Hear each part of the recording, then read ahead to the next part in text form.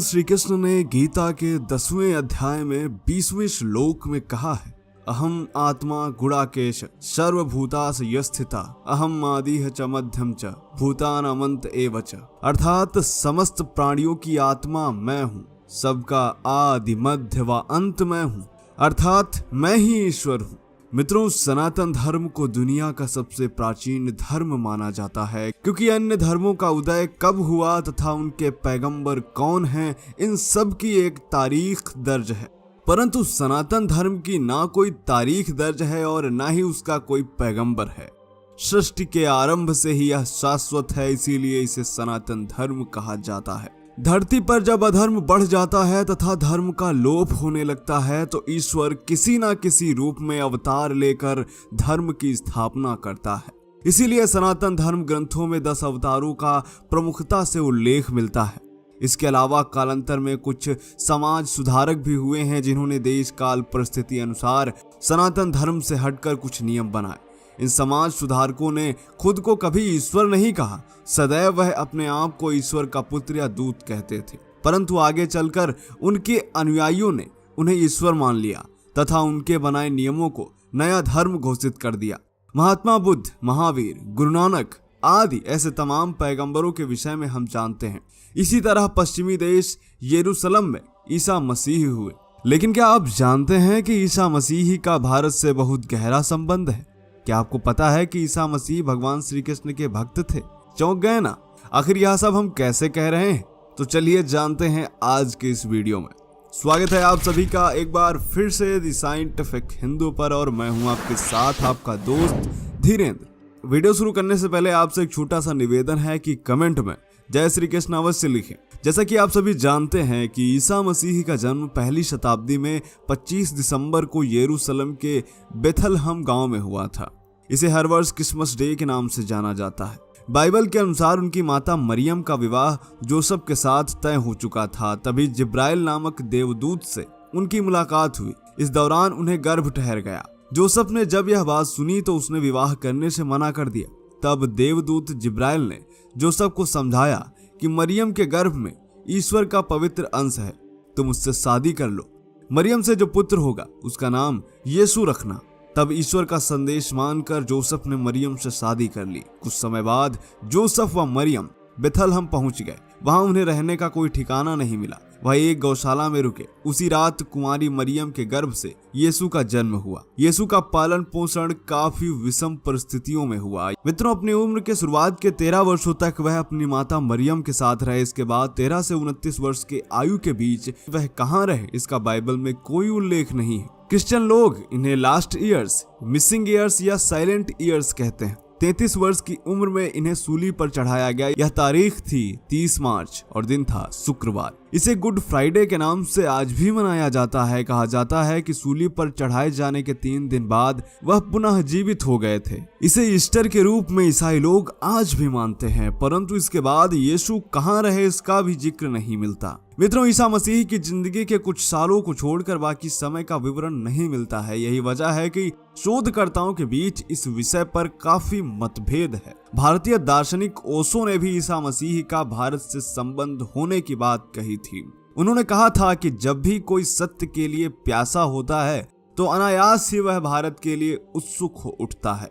अचानक पूरब की यात्रा पर निकल पड़ता है। आज से 2500 वर्ष पूर्व सत्य की खोज में पाइथागोरस भारत आया था। ईसा मसीह भी भारत आए थे। ओशो के मुताबिक 13 से 30 वर्ष के बीच का उल्लेख न्यू टेस्टामेंट में नहीं है, और यही वह समय था जब ईसा मसीह भारत आए थे। इस दौरान भारत में बौद्ध धर्म बहुत जीवंत था। यद्यपि बुद्ध की मृत्यु हो चुकी थी। गौतम बुद्ध के 500 साल बाद जीसस भारत आए थे। परंतु बुद्ध ने इतना विराट बौद्ध मत खड़ा किया था कि पूरा भारत उसमें डूबा हुआ था। जीसस महात्मा बुद्ध के विचारों से काफी प्रभावित थे। हालांकि ईसाई विद्वान इसे नकारते हैं। सन 1887 में एक रूसी विद्वान निकोलस नोतोविच ने तिब्बत व अफगानिस्तान का दौरा किया। उसने लद्दाख के हेमिस मॉन्स्टरी में रखे डॉक्यूमेंट लाइफ ऑफ सेंट ईसा का अध्ययन कर अनुवाद किया था। नोतोविच की थ्योरी फ्रेंच भाषा में 1894 में प्रकाशित हुई, जिसमें कहा गया था कि जीसस ने 13 से 29 वर्ष की उम्र में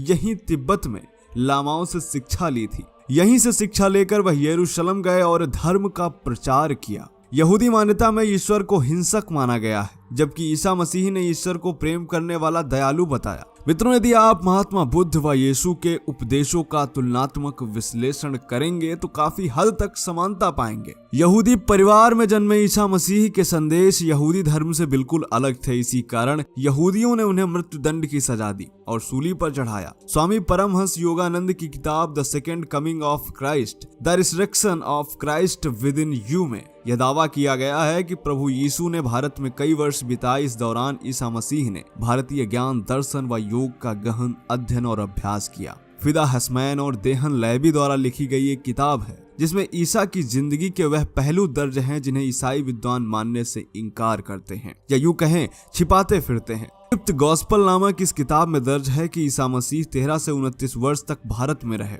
उन्होंने नाथ संप्रदाय में भी शिक्षा ली। सूली चढ़ाए जाने के दौरान ईसा मसीह ने अपने प्राण सहस्रार चक्र में चढ़ा लिए। वे समाधि में चले गए थे। इस कारण लोगों ने समझा कि वह मर गए। उन्हें मरा हुआ समझकर दफना दिया गया। ईसा मसीह के गुरु महाचेतना नाथ यहूदियों से बहुत नाराज थे। उन्होंने ध्यान द्वारा देखा था कि उनके शिष्य ईसा को कब्र में बहुत तकलीफ हो रही है, इसीलिए वे अपनी स्थूल काया को हिमालय में छोड़कर इजराइल पहुंचे और जीसस को कब्र से निकाला तथा ईसा को समाधि से उठाया, उनके जख्म ठीक किए और उन्हें वापस भारत ले आए। हिमालय के निचले हिस्से में उनका आश्रम था जहां ईसा मसीह ईसा नाथ नाम से 120 वर्षों तक जीवित रहे। इसके बाद पहलगाम में उन्होंने समाधि ले ली। कश्मीर में उनकी समाधि को लेकर हाल ही में BBC की एक रिपोर्ट भी प्रकाशित हुई है। इस रिपोर्ट के अनुसार श्रीनगर के पुराने शहर की एक इमारत को रौजाबल के नाम से जाना जाता है। यह रौजाबल गली के नुक्कड़ पर पत्थर की बनी एक साधारण इमारत है जिसमें एक मकबरा है। इस मकबरे में